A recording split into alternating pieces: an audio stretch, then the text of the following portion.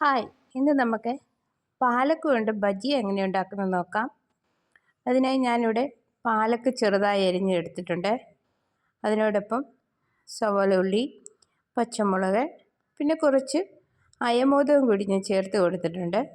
അതിനുശേഷം അല്പം കായപ്പൊടി കൂടി ചേർത്ത് കൊടുത്ത് ഇത് പെട്ടെന്ന് തന്നെ നമുക്ക് ഉണ്ടാക്കിയെടുക്കാവുന്നതാണ്. അതിനുശേഷം ഞാൻ കടലമാവ് കുറച്ച് ചേർത്ത് കൊടുത്ത് ഇനി നമുക്ക് കുറച്ച് അരിപ്പൊടി കൂടി ചേർത്ത് കൊടുക്കാം. അരിപ്പൊടി ഇല്ല എങ്കിൽ കുഴപ്പമില്ല. അതിനുശേഷം ഉപ്പ് ആഡ് ചെയ്ത് കൊടുക്കാം. അതിനുശേഷം ഇനി നമുക്ക് പൊടികൾ ആഡ് ചെയ്യാം. ആദ്യം എരിവില്ലാത്ത മുളക് പൊടി ആഡ് ചെയ്തു, പിന്നെ എരിവുള്ള മുളക് പൊടി ആഡ് ചെയ്തു, ഇനി നമുക്ക് മഞ്ഞൾപ്പൊടി ആഡ് ചെയ്ത് കൊടുക്കാം. ഇതിനോടൊപ്പം ഗരം മസാലപ്പൊടിയും ചേർത്ത് കൊടുക്കാം. പക്ഷേ ഞാനതിവിടെ ചേർത്തിട്ടില്ല. അത് നിങ്ങളുടെ ഇഷ്ടം പോലെ ചെയ്യാം. ഏത് മസാലപ്പൊടി വേണമെങ്കിലും ചേർക്കാം.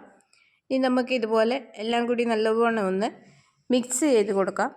മിക്സ് ചെയ്തതിന് ശേഷം കുറച്ച് വെള്ളം ഒഴിച്ച് നമുക്കിത് കുഴച്ചെടുക്കാം. വെള്ളം കൂടി പോകാൻ പാടില്ല.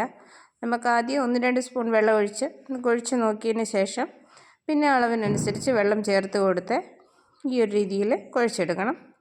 ഇനി നമുക്ക് ചൂടായ എണ്ണയിലേക്ക് ഇതുപോലെ ചെറിയതാക്കി ഇട്ട് കൊടുക്കാം. തീ ചെറുതായി വെച്ച് വേണം നമുക്ക് ഇട്ട് കൊടുക്കാൻ, അല്ലെങ്കിൽ പുറം പെട്ടെന്ന് കരിഞ്ഞു പോകും, അകം വേകില്ല.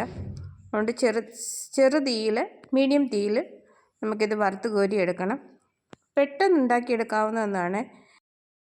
തണുപ്പ് കാലത്ത് ഞങ്ങൾക്ക് വളരെ സുലഭമായിട്ട് കിട്ടും ഇത് പാലക്ക്. കുട്ടികൾക്കൊക്കെ വളരെ ഹെൽത്തി ആയിട്ടുള്ള ഒന്നാണ്.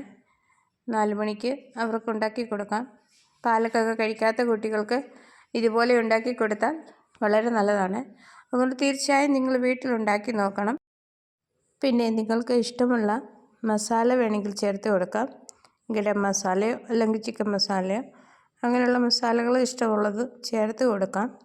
പക്ഷേ ഞാനിവിടെ അതൊന്നും ചേർത്തില്ല. എൻ്റെ വീഡിയോ നിങ്ങൾക്ക് ഇഷ്ടപ്പെട്ടെങ്കിൽ തീർച്ചയായും നിങ്ങളുടെ അഭിപ്രായങ്ങൾ അറിയിക്കണം. എൻ്റെ വീഡിയോ നിങ്ങൾക്ക് ഇഷ്ടപ്പെടുന്നുവെന്ന് ഞാൻ വിശ്വസിക്കുന്നു. പിന്നെ ഇതുപോലെ ചെറിയ വീഡിയോയുമായിട്ട് പിന്നെയും വരും. എൻ്റെ വീഡിയോയിൽ കൂടുതലായി ഞാൻ നോർത്ത് ഇന്ത്യൻ സ്റ്റൈലിലെ ഭക്ഷണങ്ങളാണ് കൂടുതലായി ഇടാൻ ആഗ്രഹിക്കുന്നത്.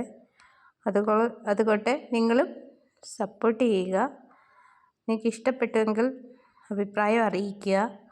ഇവിടെ ഞാൻ ഈ ബജിയുടെ കൂടെ കഴിക്കാൻ ഇതുപോലെ 2-3 പച്ചമുളക് കൂടി വറുത്തെടുക്കുന്നുണ്ട്. പച്ചമുളക് വറുക്കുമ്പോൾ അത് ചെറുതായി നടുവേ ഒന്ന് മുറിച്ചിട്ട് വറുക്കുക.